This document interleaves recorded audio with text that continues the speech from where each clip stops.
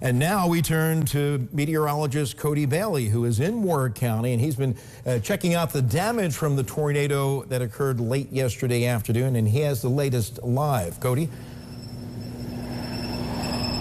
Yeah, Wayne, it's thankfully, I guess all things considered, more tree limb damage, some power line damage, as opposed to structural damage like businesses, houses, and homes and things like that. That's at least a positive takeaway, but pretty significant tree damage in some locations. We are in Warrick County, just outside of the Warrick Humane Society.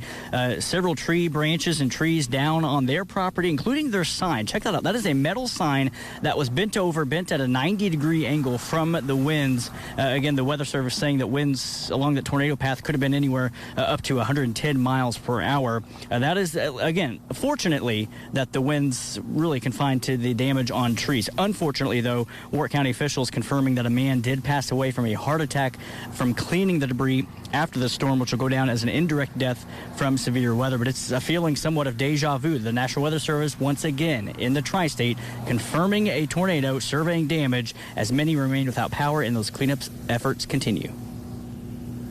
It was a pretty typical straight line wind spin up tornado setup for us with relatively weak shear and just a lot of heat and humidity and all that rain and wind come down and did quite a bit of damage. National Weather Service meteorologists Justin Gibbs and Christine Wilgus say damage from the storm was caused by an EF1 tornado with winds of 110 miles per hour. The Warrick Humane Society sustained significant tree damage, toppling a sign and knocking out power, forcing the evacuation of the animals. Luckily, none of it has affected our actual structure. Our building is fine. Our spa, dogs, and building are all fine. All the animals are safe. Mackenzie Puckett says the community showed up in full force, taking the animals to air-conditioned homes, as well as other agencies and organizations. We made a post this morning, and our messages are just flooded with, we want to help, we want to help. And it's just amazing to see. I mean, we really love our supporters, and we couldn't do it without them. Forecasters credit the time of day and warning time for no reported injuries during the storm. I remember a post that they put out on Facebook about 6 o'clock, so about half hour before this stuff really got going, and it said, hey, we're expecting 60 to 70 miles an hour, maybe an isolated tornado.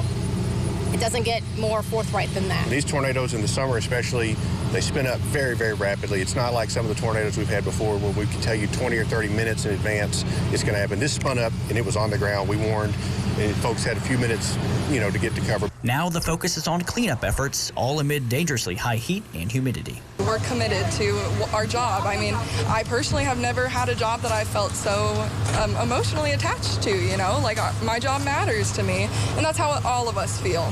So we're working hard. I mean, we'll stop and get a drink of water as much as we can, but we're running. We're getting stuff done. We're making sure that the animals are safe. And a bit of a live update here. We just got word from electric crews on the scene that power is back on here at the Warrick Humane Society. So that is some good news as well. They were removing the generator there as we speak. Warrick County officials do want to urge residents that were affected by the storm. They have set up a 211 line, so you can call 211 to report structure or residential damage. Also, a note that Castle High School has been set up as an American Red Cross refuge for people affected by the storms, either displaced or without power, which is also doubling as a cooling center, obviously with the intense heat and humidity that we have today and again for tomorrow. Reporting live in Warrick County, Cody Bailey, Eyewitness News.